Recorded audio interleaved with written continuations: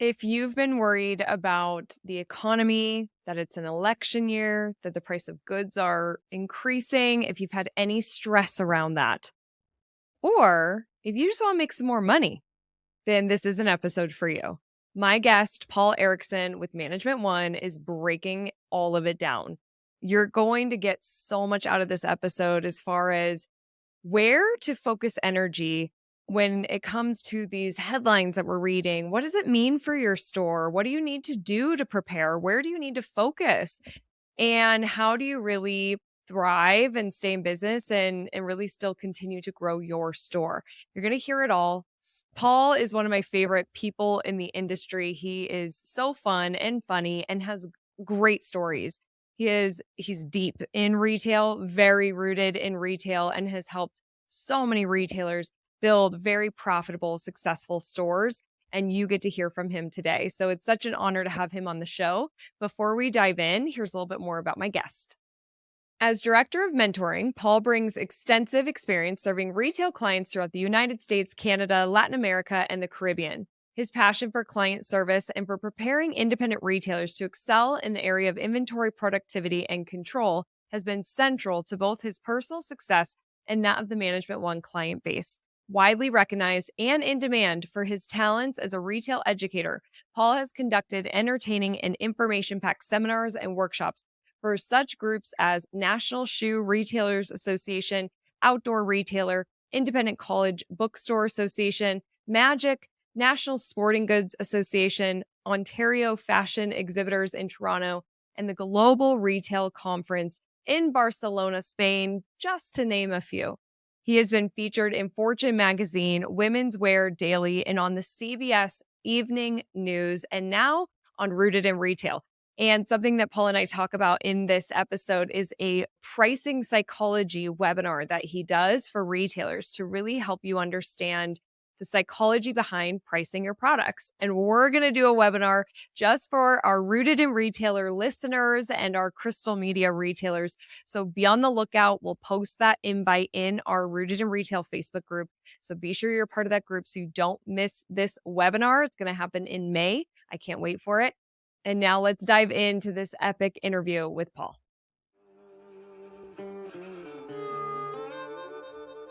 Welcome to Rooted in Retail. I'm your host, Crystal Vilkaitis. Here we have engaging and informative conversations with successful indie retailers and industry experts.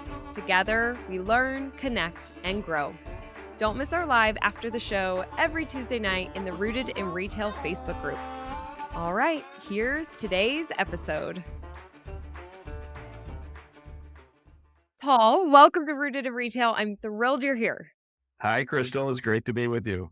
Yes, we're going to talk about something very important, a hot topic today, which I'm really excited to get into. But before we do, you're super rooted in retail. Will you take a couple minutes and share more about you and your retail experience? Sure. My name is Paul Erickson. I am Director of Mentorship. It's somewhat of an unusual title at Management One. You get titles like that, Crystal, when you get old, like I do, and they kick you upstairs. I'm sort of the utility infielder for the company. I used to be Director of Sales, but we've got someone younger, smarter, better looking than me, and Dane Cohen, who's doing that. And I am really in charge at Management One of education, of teaching not only our clients, but our new affiliates, our new retail experts, about financial merchandising, which is such a incredibly important topic, particularly today. I've been in retail my whole life. I've been in consulting for the last 40 years. I've given seminars around the world, literally, in just about every corner of the globe on this subject to independent retailers in Asia, South America, Europe, and North America. Beautiful. Yeah. Dane recommended you. I said, Dane, we're looking for somebody who has amazing experience around retail and finance to talk about what's going on in the world right now. Because as I said to you in my email, Dane's like, you got to talk to Paul. He can so speak to this. We did a survey recently at Crystal Media, and it was great response. We had a lot of people filling it out, which was so great to get. But when I asked the question, what concerns or worries do you have? Overwhelmingly, our retailers were talking about the economy, election year, and the cost of goods increasing. And I just want to read some of these because I bet our retailers can relate. Some of our listeners can so relate to this. So, economy and election year causing a decline in sales that are out of our control. Economy, hard to figure out. Ever changing economy, the state of economy, macroeconomics factors, weathering an economic downturn, what the year holds. Different economy and election year. Election year will impact us. Election year worries. Cost of supplies has gone up. Turning a decent profit with cost of goods increasing so rapidly, tighter margins, escalating costs, less disposable income, customers hesitant to buy. So, Paul, let's get into it. What would you say to the retailer? Let's start with the economy that's worried about the economy. What advice do you have? Wow. Well, after hearing that that litany of worries, let's all go and commit suicide right now. Yeah. I think people listen to the media too often. The reality is that the economy is strong, very, very strong. The prediction of a recession by the Fed has never come through, despite the fact that the Fed tried to put us into a recession to control inflation. Inflation is now down. We went through a inflationary period, so the prices haven't come down. But in some sectors, we're in a deflationary period. Gasoline, for example, is just one of them that I could name right now. But there's still issues with grocery prices and things like that. In terms of the election year, this is a canard that goes on every 4 years. And let me just share with you some facts. Since 1960, and Crystal, can you tell me who was elected president in 1960? Oh my God, don't ask me these things, You Paul. I'm really didn't know there really was bad with presidents. you did not know there was going to be a test today, did I you? did not. I'm not prepared. Since John Kennedy was elected president in 1960, there have been 16 election years since then. Of those 16 years, only 3 was the stock market gone down. That means 13 of the 16 past election years, the actual economy has risen.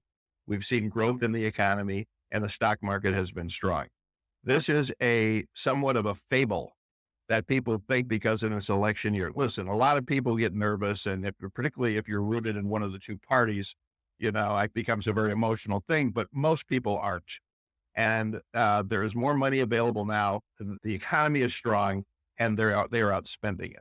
I love hearing that. This is great news. And it's what I love is that you're looking at the data.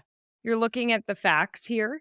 And that's what we need to hear, because I think you're right. We do get really caught up in media, in what our friends are talking about, our family is talking about. And certainly you might be feeling some of those restrictions, but we'll talk about some of that and some advice here. What about the cost of goods increasing? Well, I think you're talking about you're not talking about an accounting term here. You're talking about actually the price of merchandise. Is that right? Yep. But merchandise, like everything else, has gone up. There's no question about it. But so have incomes. I think we have to be careful of what we're buying. But it has so far. We have over 1,000 clients at Management One, and we have not seen this to be a factor at all in terms of their results over the last year and a half. Sales are still strong. Our client base was up over 7% last year during an inflationary period of time. We have to be careful about raising prices, but generally speaking, we shouldn't be afraid to raise prices. And there are all kinds of tricks of the trade in retail, Crystal, that you can raise prices without your customers knowing it. In fact, I even do a seminar. Once someone wants to contact me, I would do a private webinar for any retailer interested in exactly how to use psychology to raise prices on your current merchandise without the customer ever knowing about it or feeling it or affecting sales in any way. So there's lots of ways that we can increase our margins and increase our prices without negative effects. That's awesome. I think I'll talk to you about doing a webinar, because I think our Crystal Media Rooted in Retail we would love to hear more about that. And Let's that was do a it. big question. Yeah, okay, we'll do it. Awesome. And we'll announce it here on the show. Everybody, you're invited. That was a question I have, because I come from such the marketing, social media space when it comes to retail. So the whole like pricing aspect and cost of goods and all of that is completely out of my world. So this might be super basic, but that was, as I'm reading all these survey results and I'm hearing the news of cost of goods increasing, That was my first thought, is just increase your prices. But there is a mythology to that, and there are certain ways that we want to be doing it. Can you give us one tip for retailers who are considering increasing their prices? I think we have to understand that the consumer really doesn't know what something should cost anyway. And so, based on that fact, sometimes it's always a good idea to tell retailers, message them in your signage. And this is so important that I think independent retailers don't do a good enough job, from making sure that they know if something just came into your store, just put a sign up, just arrived. If you've got items that are hot sellers, make sure that you message that with pick of the week on this merchandise. And if you're a boutique, let's just take, if you're a boutique and you have a basic t-shirt that you carry, and let's say you've been selling it for $26. And because of inflation, you have to increase the price to 29. Well, a couple of things. Number one, to the consumer's eyes, there's absolutely zero difference in price between $26 and $29 on that t-shirt. So you probably should have been pricing it at 29 all along. Number two, when you put it out, make sure you tell them that our everyday low price, $29. Don't just put $29 on there, because one of the most beautiful things about retail is that the consumer tends to believe anything we tell them. This is what I love about retail. So if you just start signaling this is a low price, let me give you one example of that. This was about 10 years ago, and they did a study on inline skates, and they had the same skate, and it was the same price. And in one ad, they called the benefit of the inline skate was high performance. And another ad, same skate, same price, the benefit was low friction. And when people asked about what was the better price of the two skates, which were the same price, 80% of the respondents say that the skate that was described as low friction was the better price, when low friction had nothing to do with the price. It only was the word low. This is a powerful thing that retailers do not understand, that they can control. You tell the customer it's a good price no matter what it is. Our everyday low price on t-shirts is $199. I'm being facetious right now. But whatever it is, you tell them what the price is, and they tend to believe you. And I would love to do an entire webinar with your team, Crystal, on this, because it's so important today. Yeah, we will. And I feel like this, I love that we're talking about this, Paul, because I've seen retailers like in their social posts, and I've heard from them too. They'll be like, they're leading with, we're sorry, we have to raise our prices.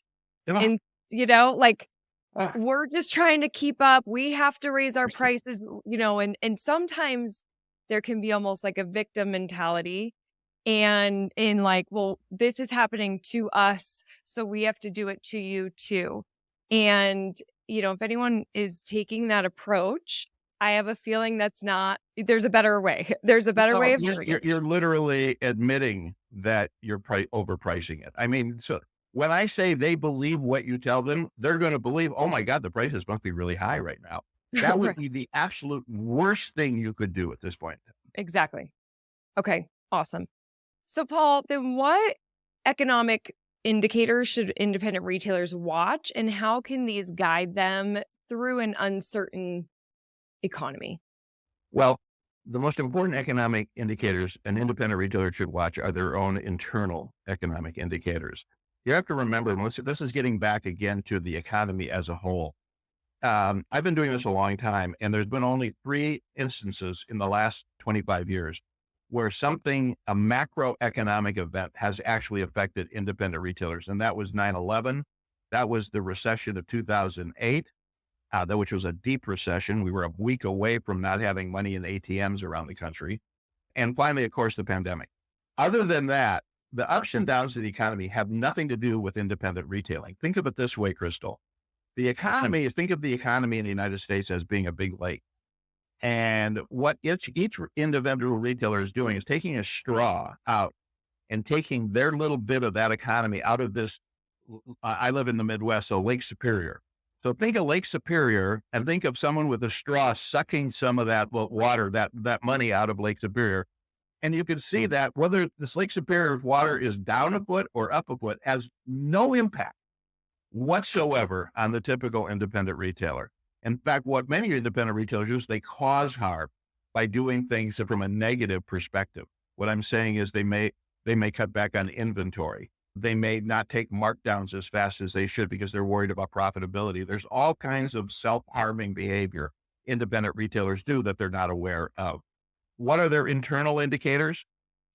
One of the weird things about retail, in other businesses, we don't have this because we have this unfortunate necessity of having to carry inventory in retail. And one of the weird things about retail is that you can show a profit in your store and not have any money. I remember years and years ago, and I was a young man. In fact, this is how long ago it was, Crystal, when I was working with a client here in Minneapolis, and the son was taking over the business from his dad. And he decided to hire me as their consultant. And the dad came in the first meeting. We were in their conference room, and a nice guy getting ready to retire, happy that his son's taking over. And he goes, "Young man, I'm glad you're working with my son because the business," now this is in 1983. Retail is tough.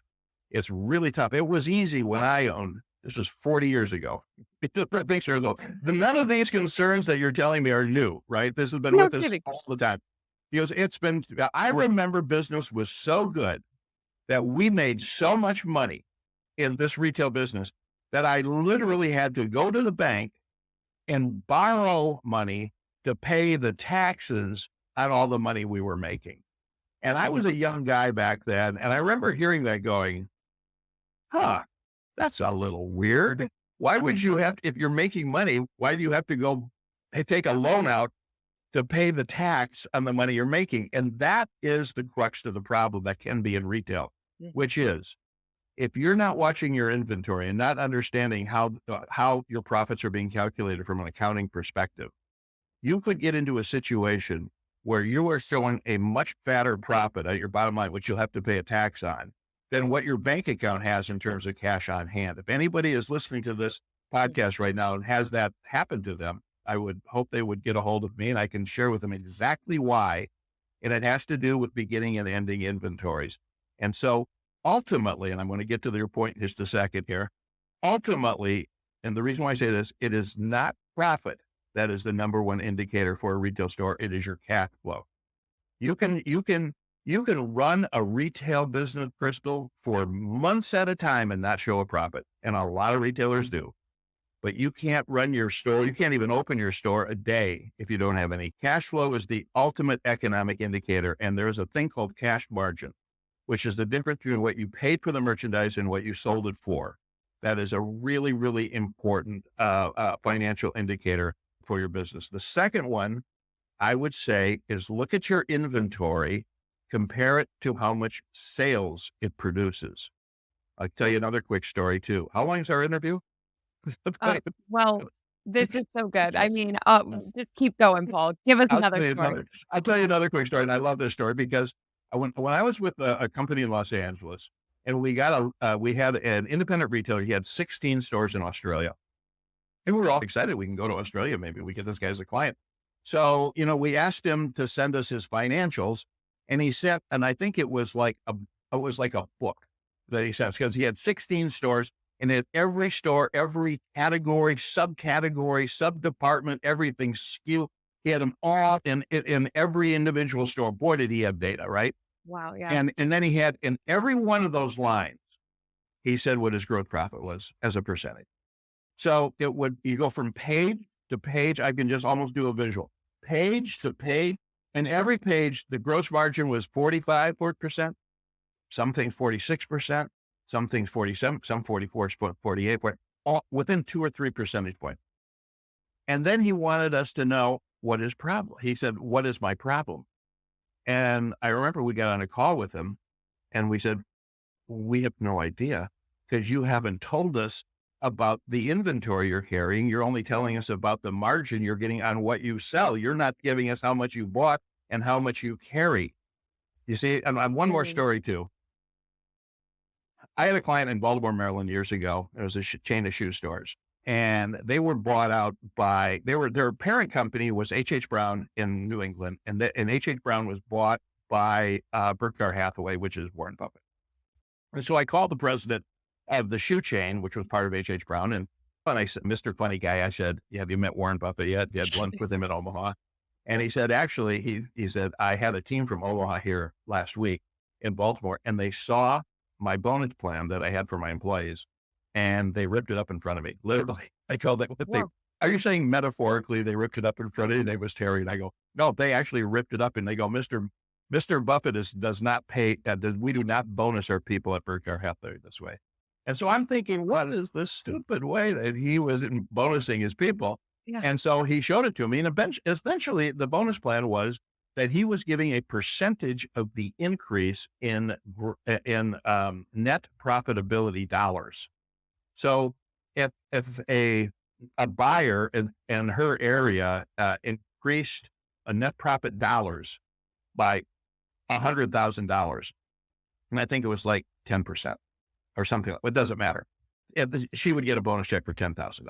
Now, I didn't really, at that point, because I was younger, didn't really, I thought, it seems like a pretty good plan, right? I mean, Right. why wouldn't you reward your people for increasing the amount of profit dollars that you have? Right. But what I discovered and what they told him is that because Warren Buffett is an investor, you're leaving a whole big part out of this, which is the amount of inventory that's sitting in the store. And they said, under that plan, you could increase in your area $100,000 net profit, but you could have bought 50 or $80 million worth of merchandise that is still sitting there in boxes you haven't sold yet, but the profit on paper would still be there. And so he said, we're going to have this thing called GMROI, growth margin return on investment, which is, part of financial merchandising, which can be really boring, but is really, really important. And he said, we are going to bonus our people based on the improvement in return on investment. If we get an improvement in profit, great, but we have to make sure the inventory is not so out of line that eats up that profit in terms of cash flow. The point I'm making is that independent retailers need to take a hard look at the relationship between their inventory and their sales, not just for their own company, but for each individual classifications. That guy from Australia, I had no idea in some stores whether he had a 6-month supply of inventory, a 18-month supply of inventory, or maybe only a 6-week supply of inventory, which means he could be missing business because he never included the most essential part. When you are looking at a clear indicator of your store, you can look at margin, that's fine, but look at how much inventory you had and consider this. Retail is a business that takes into consideration time more than margin. Time is absolutely everything. And the longer merchandise sits on your floor and hasn't sold and you ignore it, that becomes a cancer in your business that metastasizes itself throughout your entire business. It metastasizes itself because you've spent cash to buy it and you still haven't had any cash to get it back. The longer it sits, it's like real estate, the more likely you're going to have to mark it down. And number 3 is the customer sees the same inventory over and over again and come in less time. If you want to increase customer visitation, then the secret to that is not necessarily your website or your social media. Fine. But the real secret to that is increase your turnover. Because if you can increase your turnover by 20 or 30%, which means that you have a fresher inventory and more new goods, which is what sells on the floor, that's going to increase your sales a lot faster than anything else. That's really the secret. The reason why Zara is as successful as it is, the most successful retail boutique chain in the history of the world, is because nothing stays on that floor for more than 6 weeks. After 6 weeks, they have decided, the customer has made the decision. They don't want it. I don't know what they do with it. They donate it. They burn it. I don't really care. During the 6 weeks, it's always being moved around every week. The windows are changed every week. The merchandise is always changing every week. But every 6 weeks, there's a new store.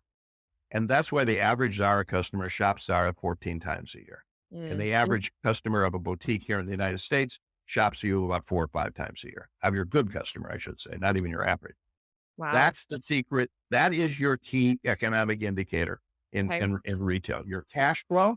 And that is directly proportional to how much of your capital is tied up in inventory to what is selling. Beautiful. Okay, I just learned so much, Paul. Couple follow-up questions on that, and maybe this depends on store, but how many weeks or months of inventory should they be carrying at one time? Well, it depends on the type of store you have and the Okay. access to inventory. So let's just speak to fashion first. And fashion footwear and fashion apparel are going to be different. And fast fashion apparel and contemporary is going to be somewhat different too. But they're not going to be dramatically different. The access to inventory is the key thing. I talk to retailers who are sitting with a retailer that does $1 million in sales and has a $500,000 retail inventory. And I ask him, so he has a 6-month supply. And I ask him, what's the lead time for you to get merchandise? He goes, oh, I can usually get merchandise in a month, sometimes 2 weeks. So at the most, I buy out 2 or 3 months. And I said, then why on earth do you carry 6 months worth of inventory? Yeah. And by the way, that's 6-month inventory. That's not everything in the store 6 months. Some things just came in last week. Some things have been there for 2 years, which he's paid double taxation for every time he counts it, by the way. And so what was your question again? I'm sorry. Just how long? Oh, How what's many the weeks, right amount? months? It depends on the vertical. If you, Like, let's take a worst case vertical. You're a high end jewelry store, or you buy nothing but European, and that's it. And so you're always buying 6 months out. It takes 6 months to get merchandise into your store. And that may be the slowest turn vertical I could think of at this point in time. And that would be 2 turns or a okay. 6-month supply. So if your store does $1 million, you'd average 500,000 retail based on your margin. Let's say it's 50%, you'd average $250,000. That's a very slow turn, but that would be probably the slowest turn. Fast fashion should be 6 turns. Every 2 months, you should have a new inventory. And now how do you calculate that? Is take your sales last year and divide it by the amount of turn you think is right. If you do $1 million in sales and you say, I'm a seasonal business. There's 4 seasons in a year: spring, summer, fall, winter. So I probably should replace my inventory 4 times. Then whatever your sales are, and let's just use $1 million, that's easy to calculate. Then if I want 4 turns, then I want to average 250,000 at retail, sell that 4 times. And based on your margin, you can figure your cost price from that. That's where you should be on the average. That's a benchmark. And everybody that's listening to this podcast can use that. Now, I will say this, Crystal, there's a new breed of retailer out there that is risk averse. And we're talking to them at Management One all the time. And they're so worried about getting into debt. And they're so worried. We don't like debt either, by the way, but we all have debt. If we have a mortgage, we have debt, right? Debt's Right. only a problem if you can't pay it. Right. But they're also adverse to debt, that they end up handicapping themselves by keeping the inventory too light. I just talked to a retailer this morning. She's doing about $400,000 a year. And I asked her inventory, and it's $25,000 at cost or $50,000 at retail. I don't even know how she does $400,000 a year with that small of inventory, but she is handicapping herself because, and I said, does it seem like you're always running out? Does it seem like that you always, when customers are coming in and you never really can sell them because you just sold that piece they would have bought last week? You're underperforming because you're underbuying and understocking your store. So that's another aspect of this. It's Right. like the Goldilocks formula. The porridge is either too hot or too cold and just right. If it's too hot, you've got way too much inventory. You don't need. But if it's too cold, you know what? If you started to buy more and you started to have a better assortment and a deeper assortment, there's a very high degree of probability that you can increase your sales. And I'm talking dramatically. We're having our annual meeting in San Diego in June, and I think you're going to be there too, I'll by be the there. way, if Yes. I'm not mistaken. I'm not going to say the name of the store, but it's been a client for a long time. And she came to us, and she's in a town of 50,000 people. It is a resort town. She's in a town of 50,000 people, and she opened up a gift shop. That shop, but she bought it. She bought the gift shop. It was doing $400,000. She bought the gift shop, and I think it was around 2013, something like that. $400,000. She just broke 10 million this year. She's Whoa. going to be speaking to our group, by the way, on Oh, Saturday cool. morning. The other thing independent retailers do not appreciate is the ceiling. They Mm. have a high ceiling. Even if you're in a small town, you can do a lot of business if you do it right. Don't worry about the economy. Don't worry about other things you can't control. There's one thing you can control as a retailer, and that's how well you do business and how you have an emotional attachment to your customer and how you work with your customer. People, given the choice, would rather buy from an independent local retailer than a chain any day of the week, all things being equal. Yep. But if they can't find your size, or you can't, or if half your inventory is over 6 months old, so it's like a trip down memory lane every time you walk into the store, you're not going to maximize your business. But if you're smart and you know what you're doing and you understand people and you have that retail DNA in your marrow, if you have that, and every time I talk to somebody, I can tell if they have it right away. If you have that, the sky is the limit in terms of I what you love can it. do in retail today. I love it. See, this is where I'm loving this conversation because, as you can see, we talked for maybe a couple minutes about the economy, election year, cost of goods. It was like, okay, next, what we really need to get Right. into is what we can control in our own businesses. And I think that you mentioned retailers will self sabotage and cause pain for ourselves. I mean, not just retailers, we're human. Everybody does this in some way, and spending that energy and that effort looking outwards on those things that you're hearing, that you're feeling, that may not be true. Like, we just have to really get down to, and look at our business, look at our numbers, look at our inventory, spend that time and energy on everything that you just discussed here. And if anybody is lost, they got to contact you. Paul, how can they contact you? Paul, Paul, at management and then a dash and then the word ONE.com.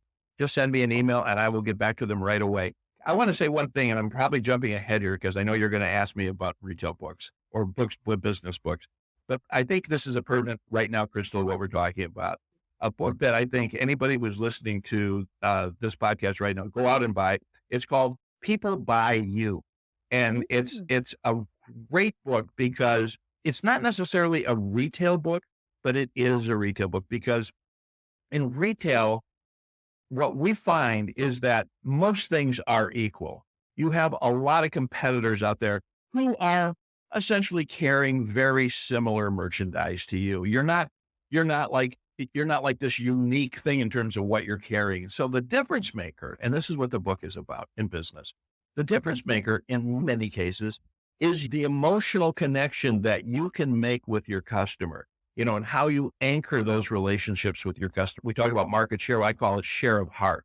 How you can do that, that is a huge difference maker. And that's why I love that book so much. And that's the great advantage that independent retailers have over the chains. And in my webinar, okay, we're going to plug this before you even ask me to do it. But in my webinar on psychological retailing, I'm going to talk about things like that and talk about the concept of free, which is so important. Can I tell you a quick story? Another story. Would I have love a, Yes, I would love it. you have to get a hook and get I me love off of this. story Okay. time with Paul. So, so, many, many years ago, I used to go to this French restaurant. I live in Minneapolis with my then future ex-wife. I know it gets a big laugh, but it's true. So we used to go to this restaurant called Un de Trois in downtown Minneapolis. And Michael was the owner and he was the maitre d'. And we'd go there once a month and we'd always spend a lot, and we spent a lot of money because Michael would make us feel at home. He'd come in and goes, "Oh, Mr. and Mrs. Erickson, that we have your table right by the window, same table, our favorite table." He'd be snapping his fingers and people, they come out, get the table ready. We'd sit down, he's helping my wife in the whole thing, super service. And then what's the first thing that happens is that our favorite bottle of wine would show up. He would bring it to the table and we knew that bottle of wine was free. That was on the house. He would always do that on the house. Wow. Oh my God. I mean, I look around, nobody else is getting free bottles of wine. I must be Great. special, right? Yeah. And that was like amazing to me. We never, and this is in the 80s, we never left that restaurant without spending $150 to $200 in the 80s, Yeah. with the appetizers. And of course, we'd have another bottle of wine and Yep. $150, $200. And we thought this was the greatest restaurant ever because we got a $10 bottle of wine for free. Exactly. And that's what is important to people. It has been said, a little bit of a sneak preview, that, and it's true, when you ask the consumer, would you rather have something for free or a discount? 9 times out of the 10, they will say, I prefer something for free. That says a lot about buy 3, get the 4th one for free. Or just gifting good customers things when they come in. you have a good customer to come in, if you've got something behind the counter that you can give and something nice. I gave a speech about this in Tokyo years ago, and they got kind of mad at me because of what a Japanese businessman raised his hand and he said, everybody gets free thing. All my customers, it's very common. You don't understand our culture in Japan, Paul. We all get free. And I go, no, I do get your culture. I was just in the Ginza district in Tokyo a few days ago, and I brought my daughter some things from Hello Kitty. Remember Hello Kitty? Oh, And yeah. I went to the Hello Kitty, which is a Japanese company, a Hello Kitty store. And I must have spent, oh my God, everything was expensive there too, Crystal. It was unbelievable. I must have spent $300 or $400 there. And yeah, they gave me a Pez container. I'm not talking about a Pez container. Nope. It's almost insulting in a way. Talking Okay. about something of value that you can give. And there's lots of little things that you can create and to anchor those relationships with your customers and get them to shop you more often. You want a 20, 25, 30% increase in sales? Mhm. Don't focus on getting somebody new. I'm not against that. Right. Focus on what you already have Yeah. and maximize that. Oh, it's so good. And then I, of course, am thinking of this, like the ripples of that. The consumer is then, of course, going to tell their friends, tell their family. They're I, posting to social media. If I got right, a free bottle of wine, I would be going on Instagram, doing a story, being like, "You'll never believe what happened today." I'm tagging them. I right. mean, it goes viral kind of from there. You Yes. create these viral sales soldiers for you by really showing up and having excellent service. And I think that's a great way to look at it. And I can't wait for this webinar. You're giving us such great tips. Paul, before we go into the resilience round, I would love to know what future trends should retailers prepare for to ensure long-term success? One of the most important things an independent retailer needs to do that many are not good at is creating a distinct brand identity. Mm, Developing your brand, I think, is so important. It resonates with the customer. And it gets back again to that independent retailer and the advantages you have over the chains. Because when you start developing your brand, your brand is your stories. Your brand is your values. Your brand is the community connections that you have. And the more you do that, the better off you're going to be in the future. And I think the mhm, future, listen, I do think an online presence is sort of non-negotiable. You have to have that. Obviously, there's no question about it. But it's not just having a website and social media accounts. It's the content that goes into that website, the content that goes into those social media accounts. That is where you create your brand. And it gives, you can do all kinds of things with that behind the scenes glimpses of your business and your family and customer stories and mhm. showcasing your products, but doing it in a creative way and almost creating a lifestyle. If you ever go on like the Yeti, if you ever go on Yeti on their website, and that's not just Yeti, there's a million of them, you'd go, what are they selling again?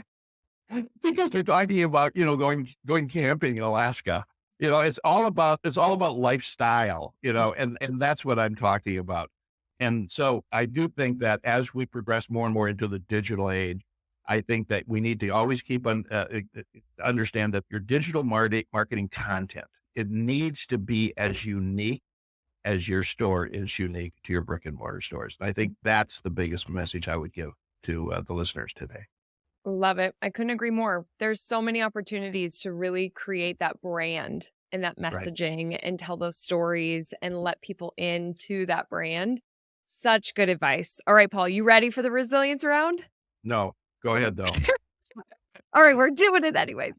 It, Okay, so best business book. Do you have another suggestion? You want to stick with People by You? I'm gonna stick with People by You. Although I have to say that I really like the book Brevity. It's a great book, and we're actually teaching our people at Management One about it because, and you would think after this interview that I should probably read the book again because I've been brief about my answers. But it really is a good book to read about how communicating with people has changed since the iPhone. Yeah. And since we have these smart devices now, our attention span as human beings has gone to like a goldfish. Yep. And so we have to be super brief and whatever message we have to tell people, we have to do it quickly Yeah. and not drag it out. So I like that, but People by Now I think is really, really good. Okay. Awesome. We'll link to those. Best retail technology, like an app or software. Well, I think, I just got the glasses from Warby Parker, and my daughter I just bought her some glasses from Warby Parker also. And if anybody bought glasses from Warby Parker. They know about that. They know about the digitalized eyewear app that you have that you can put on your phone, and you can literally shop. You can put the glasses on when you don't have to be in the store. You can literally put them on, and you can see what the glasses look like right from your iPad or your laptop or your phone. And you can also fit them also before you Mm, get them, and you can see when they're going to be delivered. So I really like the Warby Parker app. I think is really good. that's really In, cool. in terms of companies that work with Management One, we have a wonderful company out of Denmark that's a very close partner that I know, Crystal. You know, you may have interviewed Ula already. But the Babes Pro app is a great app for retailers, for independent retailers, in terms of keeping track of their orders, keeping track of their on orders, being able to have pictures of them so they avoid duplication in buying. It's a terrific, very affordable app. So And say the app name again? Faves, Okay, Faves. Faves. Yeah, you can find it right on. It's on the Apple Store. Okay, very cool. How do you keep up with the ever-changing retail landscape? I read Retail Dive every day. You know, it's like the retail newspaper online. And it's really keeps me abreast of what retailers are in trouble, who's creating this, what's happening there. So I really like Retail Dive. I think for independent retailers, go shop other retailers, go shop your competition, get into other stores. If you go to a trade show in Dallas, don't be there for 2 days to shop. Spend an extra day and go visit stores Right. in the area, or New York, or Los Angeles, or Atlanta, wherever you go by, Chicago. So I think that's really important too. And then, of course, just always the most important habit that any independent retailer can have is to listen to their customer. Make sure you understand what they're asking for. Mhm. Great advice. To help retailers be stronger, more rooted in success, what's a financial foundational best practice? Well, I think I've already said it, but cash flow and looking at your inventory as an investment. Your inventory is listed as an asset on your balance sheet, but it's really not an asset until you sell it. I had a client in Grand Rapids, Michigan years ago. His name was Danny Horowitz, and he had a great line. He said, "I love my on order and I hate my inventory." And I go, "How so?" And he goes, "Because my on order is a little bit like my blind date. We haven't gone out yet, so I'm really anticipating this fabulous date. My on order is like my second wife. I'm really sick of her, or my second husband. You can go either way, right? My on hand is I'm impatient. I want it sold. Why haven't you sold it? Let's move it around. I just wrote the invoice out for it. It hasn't sold yet. And so I love the fact that he said, "I love my on order and I hate my inventory." I think there's a lot of truth in that. That's funny. That is good. Okay. If you had to start your career all over again, what's one thing you'd do differently? There's lots of things I could say that I probably would like. I was social chairman of my fraternity in college for a year. That's like a record. And that was because I was a fun guy, you know. I think if maybe I studied a little bit more and and wasn't social chairman of my fraternity for a year, maybe I might have been better off. I don't think, Crystal, though, in the big picture, I'm not so sure there was anything that I would do that would change fundamentally in my life. I've always been curious. I've always wanted to learn, and I've always wanted to help people. And I've always felt like I have a good EQ in terms of an emotional connection to people and how to be able. And I built this up over the years to be able to working with independent retailers. We work at Management One with independent retailers about a topic that can be highly complex to Yep. many people. Most people don't like math. Half of our clients don't even like looking at their financial statements, let alone talking about financial merchandising. Yeah. But it is our ability, and what I've tried to instill in everyone at Management One is to use the KISS method. Let's distill this down into its most simple way so that our clients can understand how important this is to their success, to understand how to manage their inventory correctly. And Hmm. so that's one of the things I'm most proud of, actually. Yeah. Oh, I love that. And what do you think the future of independent retail looks like? Well, I think it's bright. I really do. I can't go from Birmingham, Michigan to Birmingham, Alabama. And if I walked into a mall, I would see essentially the same stores. But it's so homogenous out there with the chains. They Yeah. get the same inventory and it's the same old. Independent Mhm. retail is growing. It has been growing. It continues to grow. And the future, I think, is very bright. I really do. For people who want to get into this business. And again, a rewarding thing for me and everybody at Management One is to talk. I had a meeting this morning with someone who just opened a store 2 months ago. And she was smart enough to know, and her dad owned, I think, 25 McDonald's franchises. And she came back to her hometown and and she's opened the first store and she's already signed a lease for a second store. And her dad told her, who's a successful businessman, he said, I want you to find a consulting company to guide you in terms of running the business from where you're weak. You don't need help in terms of fashion. You don't need help in terms of how the store looks. She gave us a tour today online of the store. It's gorgeous, absolutely beautiful store.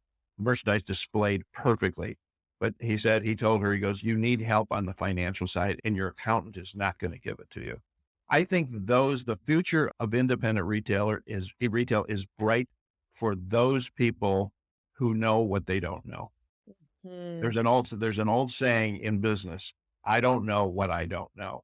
And I think people who understand that and don't reject something just because they don't understand it right away, those are the people that are generally successful.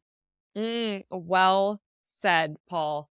Listeners, you heard it today from somebody who has been through and in retail for a while, who has seen true economic downfalls and true points of worry that have had impact on us all. I'm hoping that we have some relief after listening to today. We have some clarity on where we need to focus our energy. And Paul, I just can't thank you enough for showing up, for sharing your wisdom and giving us some really great stories.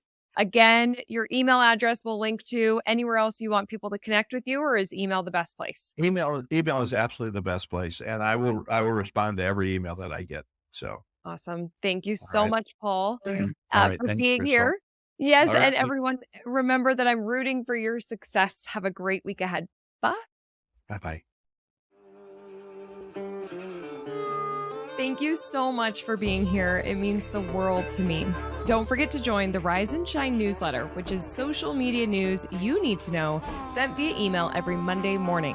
Go to crystalmediaco.com/rise to join. And don't miss the newest episode of Rooted in Retail, which drops every Sunday morning.